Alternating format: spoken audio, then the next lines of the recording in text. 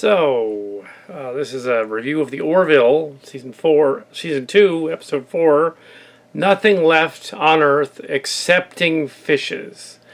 The vampiric Kal Kat Mark's Cards episode. Actually, we didn't write this. I was just saying it's something we would have written. It's pretty much the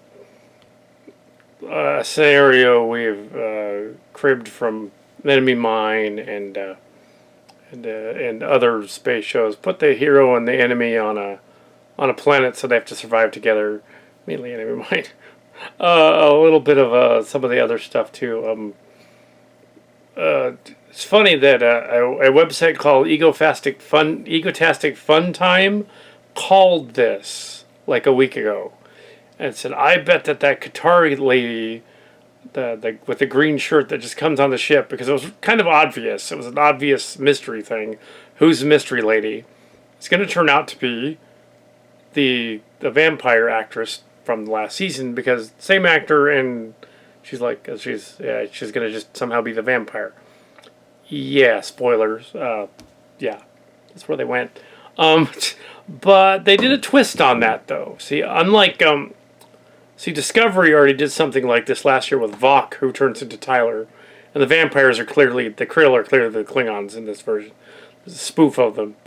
So yeah, we knew they were going to spoof Discovery in this episode. So, and we might sort of thing.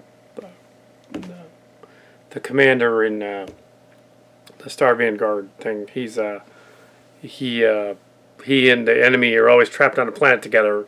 To work things out together to survive. It's kind of the same plot here. Enemy Mine type of thing, same plot. That was a movie from years ago. In case you millennials don't know, it was a movie with a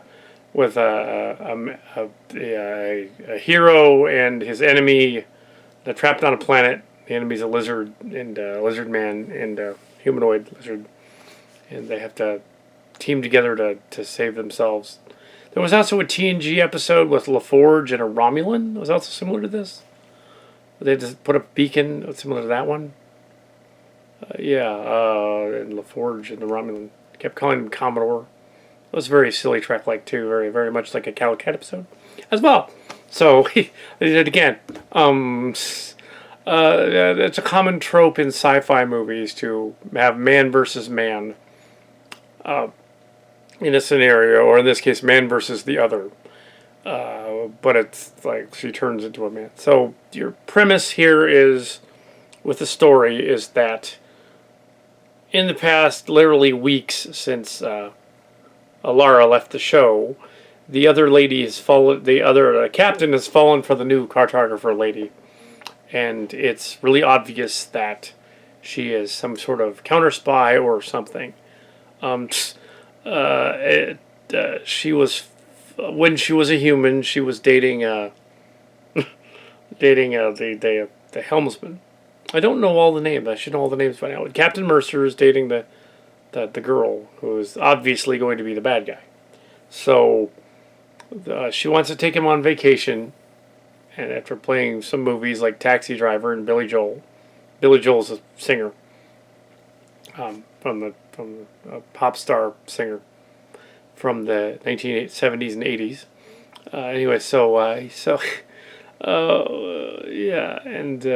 They play a whole track of Billy Joel's song at the end. She's Always a Woman to Me. This was a very good episode. It's something I would have written if I wrote, but I didn't write it.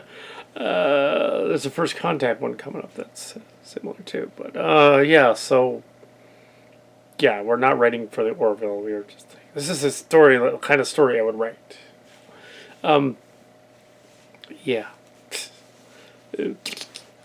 So anyway, they go on vacation. Ed takes the girl on vacation, and they're captured by a Krill ship. And the Krill commander interrogates Mercer. And unlike on Discovery, where they stretched out the whole Tyler Vok thing, a whole season, till about when they were in the Mirror Universe, they have a half season. And then they revealed it. But unlike that, in this one, they just go there and go the obvious route and say, okay, well, we figured it out. The alien captain is at war with another race of aliens. They're xenophobic and they're chasing them. The other race attacks the ship after the interrogation and during the interrogation. At this point, she reveals that she is in fact the vampire lady from last season, and shocking Mercer. And then the attack starts. That's right. The attack started after that. And the attack starts, and then they've got to escape, and the ship is being torn apart. And so they steal a pod, and somehow, through the miracle of they're in a solar system, and can reach a star system some light years out in a pod. Apparently it's got light travel, but somehow. But a very long day, a 24-hour day. Maybe he might have just told her that, so I could get away, get to the transmitter. He might have just said they have a very long day on the planet, but they don't really. Yeah, maybe he was a Polar Lake. That does beg the question, though. When she was humanoid, how did she stand being outside on the ship? The lighting on the ship is like, you think that would fry her if she literally is like empiric, or at least able to be damaged in the sun, similar to some of the characters in some of my stories. Interestingly enough, because they're vampiric. There's a captain in one of my stories who has an aversion to the sun, so she can't go on away teams, which I thought would be kind of funny to do that as a kind of not funny, but kind of a nod to TNG era. Picard always wanted to go down on away teams, and Riker, of course, could let him. It's against the rules. What happened if the captain couldn't go on away teams? It's not what's happening here. It's just the vampire people in the story. The Krill remind me of that kind of idea. So eventually they reach this planet, and that's where they do the enemy mine thing. They're down on the planet. They have to survive together. They outrun some kind of creature that chased them at one point. There's a hunting party from the other group that attacked the ship that's on the planet. Meanwhile, the helmsman guy on the ship is trying to take the command test over and over again, sort of like Wesley. And he wants to take the command test so that he can score chicks and other things. I think they'd all be eligible for that. But, oh well.